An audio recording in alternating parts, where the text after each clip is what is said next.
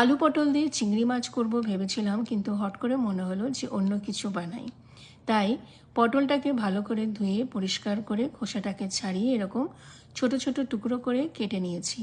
নুন হলুদ মাখিয়ে এই পটলটাকে আমরা রেখে দেবো। এবার এখানে আমি 250 গ্রাম মতন চিংড়ি মাছ নিয়েছিলাম। মাছগুলোকে ধুয়ে পরিষ্কার করে মাঝখানের শিরাটাকে বার করে মাছগুলোর মধ্যে নুন হলুদ মাখিয়ে কড়াইতে সর্ষের তেল গরম করে মাছগুলোকে ভেজে তুলে রাখবো। চিংড়ি মাছ কিন্তু খুব বেশি ভাজতে নেই, তাহলে শক্ত হয়ে যায়।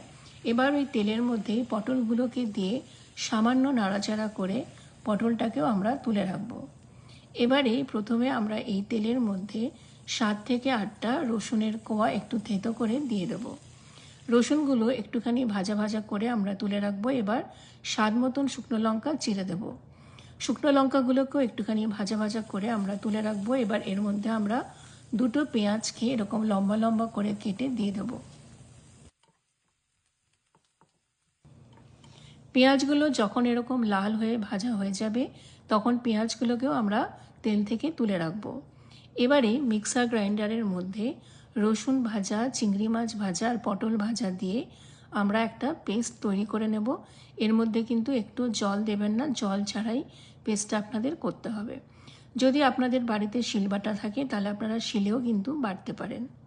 এবারে যে তেলে আমরা সব কিছু ভেজেছিলাম সেই তেল একটুখানি গরম করে তার মধ্যে কালো জিরে ফোড়ন দিয়ে এই বাটাটাকে দিয়ে খুব ভালো করে নাড়তে হবে।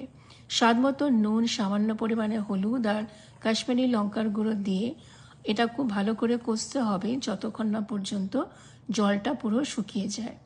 এবারে একটা থালার মধ্যে পেঁয়াজ ভাজা, লঙ্কা ভাজা আর এই চিংড়ি পটলের যে বাটাটা সেটাকে দিয়ে খুব ভালো করে মাখিয়ে এরকম গোল গোল করে বলের মতন করতে হবে।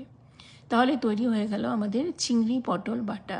গরম গরম ভাতে কিন্তু এটা খেতে দারুণ লাগে।